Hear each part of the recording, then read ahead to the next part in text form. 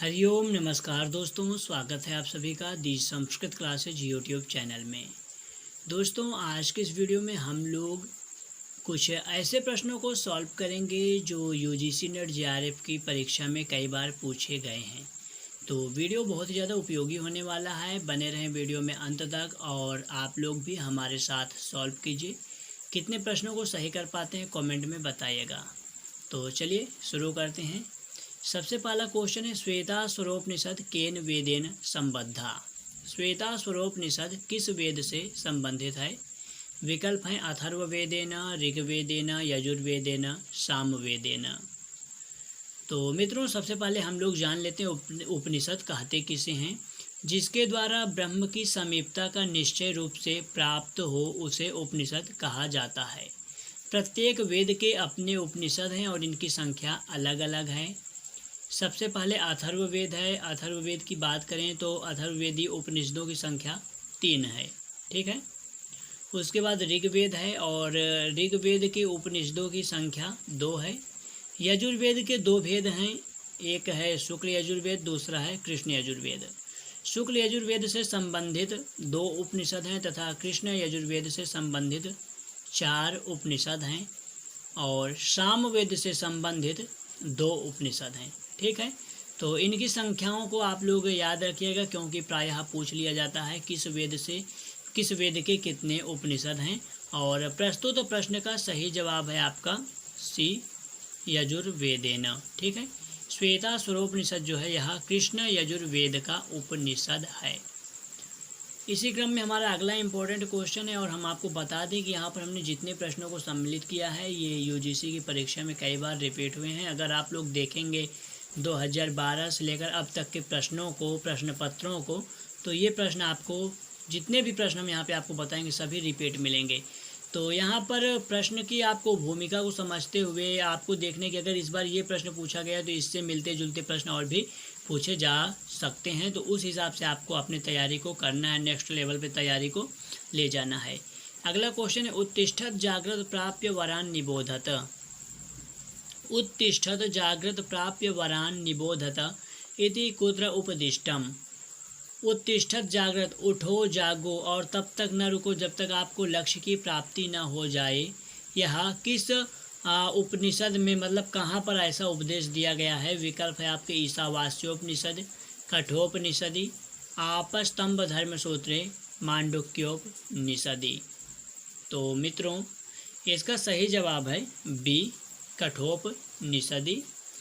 कठोपनिषद की प्रथम अध्याय की 3य वल्ली में ऐसा उपदेश दिया गया है, उठो जागो और श्रेष्ठ विद्वानों को प्राप्त करो, परम ब्रह्म परमेश्वर को जानो, ठीक है। कठोपनिषद। अगले प्रश्न की तरफ चलते हैं और अगला प्रश्न है, मंडल क्रमः केन वेदेन संबद्धः। मंडल क्रम जो है वह किस वेद से संबंधित है? विकल्प आपके सामने हैं अथर्ववेदेन, ऋग्वेदेन, यजुर्वेदेन, सामवेदेन। तो दोस्तों, जो मंडल क्रम है, मंडल क्रम ऋग्वेद से संबंधित है, इसलिए विकल्प बी आपका सही जवाब हो जाएगा, ठीक है। मंडल क्रम ऋग्वेद से संबंधित है। ऋग्वेद का क्रम जो है वह हमें 2 रूप से प्राप्त होता है, एक अष्टक क्रम है और दूसरा मंडल क्रम। ऋग्वेद का मंडल क्रम बहुत ही महत्वपूर्ण तथा वैज्ञानिक है। इसके अनुसार ऋग्वेद में मंडलों की संख्या 10 है। तो अगली बार प्रश्न बन सकता है कि ऋग्वेदे कति मंडलानि, ऋग्वेद में कितने मंडल हैं? तो 10 मंडल हैं। और ऋग्वेद का विभाजन कितने प्रकार से? तो 2 प्रकार से, एक अष्टक क्रम में, दूसरा मंडल क्रम में। इस बार मंडल को पूछे तो अगली बार बिल्कुल अष्टक को पूछा जा सकता है, तो पहले से ही तैयार रहेंगे। नेक्स्ट क्वेश्चन है, अथर्ववेदीयम ब्राह्मणम किम। अथर्ववेदीय ब्राह्मण कौन है? विकल्प हैं आपके शतपथ ब्राह्मण, गोपथ ब्राह्मण, तैत्तिरीय ब्राह्मण, ऐतरेय ब्राह्मण।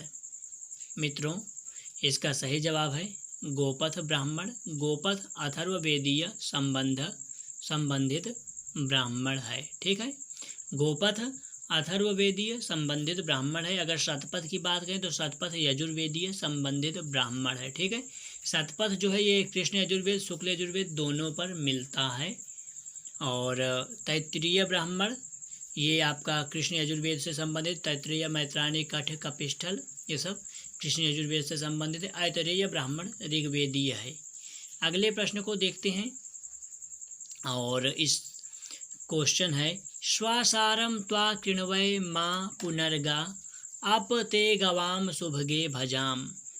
श्वासारम त्वा कृण्वय माँ पुनर्गा आप ते गवाम शुभगे भजाम इति मंत्रांशः कुत उद्धृतः। ठीक है, इति मंत्रांशः कुत उद्धृतः विकल्पम अस्ति पुरुरवा उर्वशी संवादात्, यम यमी संवादात्, शर्मा पाणी संवादात्, विश्वामित्र नदी संवादात्। ऊपर आपको एक श्लोक की पंक्ति दिया गया है और पूछा गया कि यह किस कहाँ से, यह जो मंत्रांश है यह कहाँ से लिया गया। तो मित्रों इसका सही जवाब हो जाएगा सी, शर्मा पाणी संवाद। यह पंक्ति शर्मा पाणी संवाद सूक्त की है। इसमें व्याख्या करने जैसा कुछ नहीं। यहाँ पर मैं आपको यही बोलना चाहूँगा कि जितने भी आपके पाठ्यक्रम में जितने भी संवाद सूक्त हैं, 4 ही हैं, पुरुरवा उर्वशी, यम यमी, शर्मा पाणी और विश्वामित्र नदी। इनका ये मतलब इनके ऋषि, इनका क्रम और संवाद सूक्त को आप 10-20 बार आवृत्ति करें जिससे आपको पंक्तियाँ समझ में आ जाए कि कहाँ से है, क्योंकि ये प्रायः पूछा जाता है। और इस बार अगर शर्मा पाणी संवाद सूक्त पूछा जाए तो हो सकता है अगली बार यम यमी संवाद सूक्त की पंक्ति आपको दे दिया जाए, पुरुरवा उर्वशी की दे दिया जाए, विश्वामित्र नदी की दे दिया जाए, और दिया भी जाता है। तो इसको आप लोग तैयार करें और हम लोग अब नेक्स्ट पेज की तरफ चलेंगे। कुछ और भी इम्पोर्टेंट क्वेश्चंस हैं जो पूछे गए हैं, कई बार रिपीट हुए हैं, तो इसको आप लोग देखिए। और अगर आपको इसका नेक्स्ट पार्ट चाहिए तो आप लोग कमेंट में बताइएगा, इसका नेक्स्ट पार्ट भी मिलेगा। क्वेश्चन है अंतरिक्ष स्थानीय देवता का, अंतरिक्ष स्थानीय देवता कौन है? रुद्रः, सोमः, अग्निः, बृहस्पतिः। मित्रों ऋग्वैदिक देवताओं में रुद्र ऐसे देवता हैं जिनका निवास स्थान अंतरिक्ष है। ठीक है, तो सही जवाब हो जाएगा आपका ए, रुद्र अंतरिक्ष स्थानीय देवता हैं। इससे संबंधित 3 सूक्त हैं। ऋषि गृत्समद हैं। रुद्र के विशेषणों में अधृष्म, दूतगामी, प्रचेतस, उग्र, इडास, विश्वनियता, नीलोदर, नीलकंठ आदि प्रमुख हैं। ठीक है, अधृष्म, दूतगामी, विश्वनियता, नीलोदार, नीलकंठ आदि ये रुद्र के पर्यायवाची, ये कई बार रिपीट हुआ है और पूछा जाता है, इसलिए मुझे ये स्मरण आ रहे हैं, तो इनको मैं आपको बता रहा हूँ, इनको आप लोग याद रखेंगे। ठीक है, तो रुद्र आपके अंतरिक्ष स्थानीय देवता हैं। अगले प्रश्न की तरफ चलेंगे और अगला क्वेश्चन है प्रधानंच षट्स्वंगेषु किम। प्रधानंच षट्स्वंगेषु किम, प्रधानंच षट्स्वंगेषु किम, कि जो आपके वेद के 6 अंग होते हैं, वेदांग होते हैं। ठीक है, वेदांग होते हैं, उनमें प्रधान कौन है? ठीक है, प्रधानंच षट्स्वंगेषु किम। तो जो यहाँ पर देखिए प्रश्न थोड़ा सा आपको हो सकता है कि समझ में ना आए तुरंत, क्योंकि मुझे भी पहले एकदम क्लियर समझ में नहीं आया, लेकिन षट्स्वंगेषु, ठीक है, षट्स्वंगेषु मतलब 6 अंगों में प्रधानंच, प्रधान कौन है? विकल्प है आपके कल्प, छंद, शिक्षा, व्याकरणम। 6 अंग होते हैं, 6 वेदांगों में प्रधान कौन है? बस इतना सा क्वेश्चन है, तो इसका उत्तर हो जाएगा व्याकरण जो है वह प्रधान है। 6 अंगों में व्याकरण प्रधान है। क्यों? मुखम व्याकरणम स्मृतम, व्याकरण को मुख कहा गया है और मुख जो होता है वह प्रधान होता है। अच्छा, बाकी को भी हम आपको अंग बता देते हैं, क्योंकि वेदांग वेद के अंग हैं, प्रायः पूछा जाता है। तो छंदः पादौ तु वेदस्य, छंद क्या है? पाद है। शिक्षा घ्राणम और हस्तौ कल्पोथ पठ्यते, कल्प को हस्त कहा जाता है, छंद को पाद, शिक्षा को घ्राण तथा व्याकरण को मुख, और व्याकरण प्रधान है क्योंकि मुख प्रधान होता है। नेक्स्ट क्वेश्चन जो कई बार रिपीट हुआ है, सर्वलघु इति को गणः। सर्वलघु इति को गणः छंद शास्त्र का प्रश्न है। सर्वलघु को गणः, किस गण में सभी वर्ण लघु होते हैं? तो इसके लिए एक हमने जो पिछले वीडियो लाए हैं, अगर आप लोग देखे होंगे तो पूरा समझाए हैं। वहाँ पर हमने आपको बताया था मस्त्री गुरु श्री लघुश्च नकारो भादि गुरु पुनरादि लघुरे यह जो गुरु मध्य गतोरल मध्या सोंत गुरु कथितोंत लघुस्तः। तो इसी पंक्ति में हमने आपको समझाते हुए कहा था मस्त्री गुरु और त्रिलघुश्च नकारो।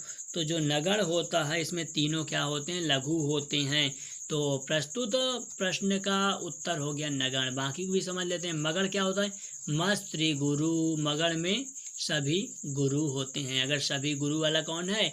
मगण है। और सभी लघु वाला कौन है? नगण है। ठीक है, अगले प्रश्न की तरफ चलेंगे और अगला क्वेश्चन है वा वर्णः अस्ति। वा वर्ण का उच्चारण स्थान क्या है? ओष्ठ, ऊष्म, अंतास्थ, दंत। मित्रों सही जवाब हो जाएगा आपका ओष्ठ। इसका हम विस्तृत वीडियो ला चुके हैं, इसलिए व्याख्या वाली कोई बात नहीं है। ओपू पद्मनीया नाम ओष्ठ। अंतास्थ की बात किया जाए तो यणोन्तस्थाः होता है। यण प्रत्याहार के अंतर्गत आने वाले वर्ण को अंतास्थ कहा जाता है। यण प्रत्याहार में 4 वर्ण आते हैं, या, वा, रा, ला। दंत्य तो रेतु लसानाम दंताः। ठीक है, रे तावर्ग और श्रौता वाला शकार क्या होता है? दंत होता है। और ऊष्म किसे कहते हैं? तो सल ऊष्माणः। शल प्रत्याहार के अंतर्गत आने वाले वर्णों को ऊष्म कहते हैं। वीडियो पसंद आ रहा है, वीडियो उपयोगी लग रहा है तो वीडियो को लाइक कीजिए, और अगर अभी तक आपने चैनल को सब्सक्राइब नहीं किया है तो भाई सब्सक्राइब कर दीजिए। सुलभ सूत्राणि केन वेदांगेन संबद्धानि। बहुत इंपॉर्टेंट क्वेश्चन है, कई बार रिपीट हुआ है। सुलभ सूत्र किस वेद से संबंधित है? केन वेदेन तृतीय विभक्ति का प्रयोग हुआ है। किस वेद से? हाँ, केन वेदांगेन किस वेदांग से संबंधित है? व्याकरणेन, कल्पेन, छंदसा, निरुक्तेन। मित्रों सही जवाब हो जाएगा कल्पेन। क्यों?